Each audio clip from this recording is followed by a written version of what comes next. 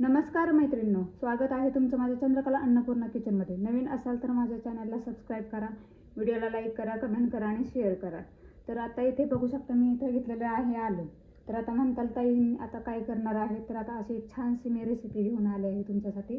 आपण गेल्या व्हिडिओमध्ये आलेपाक वडी बनवली होती, तर आता आलेपाक गोळी कशी बनवायची हे मी तुम्हाला दाखवणार आहे। फक्त आपण मी त्यात 2-3 इन्ग्रेडियंट्स वापरलेले आहेत। आता आपण ते कशासाठी वापरायची, ती गोळी कशासाठी घ्यायची ते पण मी तुम्हाला सांगणार आहे। अगदी सर्दी, खोकला, घशात खवखव होणे ह्याच्यासाठी त्याच्यावर गुणकारी उपाय म्हणून अगदी औषधी आहे। तर आता आपण सुरुवात करूया। आता छानसे असे भाजलेले आहेत, आपलं आलं चांगलं भाजले। आता आपण ह्याला थंड करायला ठेवू जरा वेळासाठी। इथे कापड घेऊन आपल्याला चांगलं असं आलं पुसून घ्यायचं आहे आपल्याला, फक्त जेणेकरून मीठ झालं नाही पाहिजे, राहिलं नाही पाहिजे। आपण त्याला फक्त प्रोसेस केली, भाजून घेतलं मिठाच्या ह्याच्यात, त्यातले जे गुण आहेत ते त्यात गेले पाहिजेत आल्यामध्ये। अशा पद्धतीने आपण पूर्ण आलं पण पुसून घेऊयात। आल्याची साल मी काढलेली आहे, गरम असल्यामुळे पटकन आल्याची साल निघाली, अगदी त्याला सुरीचाही वापर करायला लागला नाही, मिठात आपण हे केल्यामुळं। आता आपण आलं कट करून घेऊया, त्याच्यामुळं काय होतं व्यवस्थित होते बघा। अशा आल्याचे काप करून घ्यायचे आणि आपल्याला मिक्सरवर फिरवून घ्यायचे।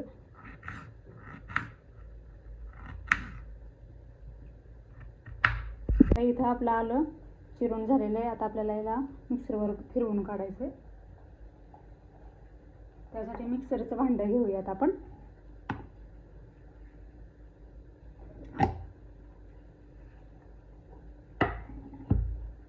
इथे बघू शकता अशा प्रकारे मिक्सरचं आपल्याला वाटण करून घ्यायचं।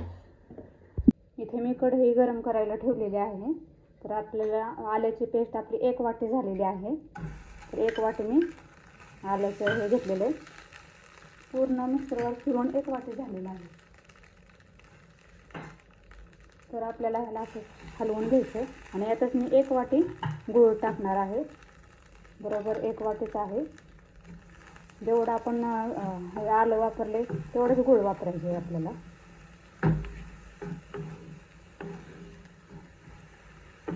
एकदम मंद गॅसवर करायचं आपल्याला ही प्रोसेस।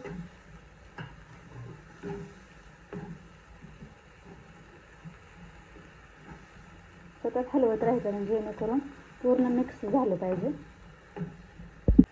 हे आपलं आता मिश्रण तयार व्हायला लागलं आहे, तर आपण त्यात थोडीशी हळद घालूया। हळद ही खूप औषधी असते, म्हणून आपण त्यात थोडीशी हळद घालायची आपल्याला, किंचितशी। इथे हळद जाणार आहे, त्यात अर्धा कमी टाकायचं आपल्याला। थोडंसं मीठ,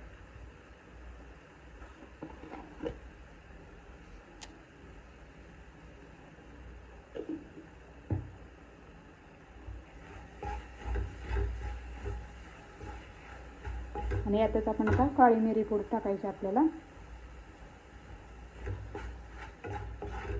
थोडीशी काळी मिरी पूड टाकायची। आता छानसा गोळा व्हायला लागलाय, आता आपण त्याला काय करू, गॅस बंद करू।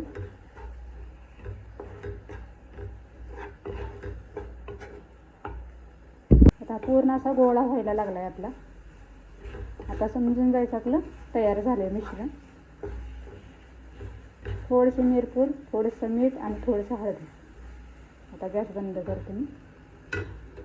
इथे आता मिश्रण थंड होत आलंय आपलं, आता छोट्या छोट्या गोळ्या करून घ्यायच्यात आपल्याला। आणि यात साखरेचं पावडर आहे, तर त्यात आपण घोळून घेऊयात त्याला। खूप दिवस टिकतात हे आलेपाक गोळी म्हणतो आपण याला।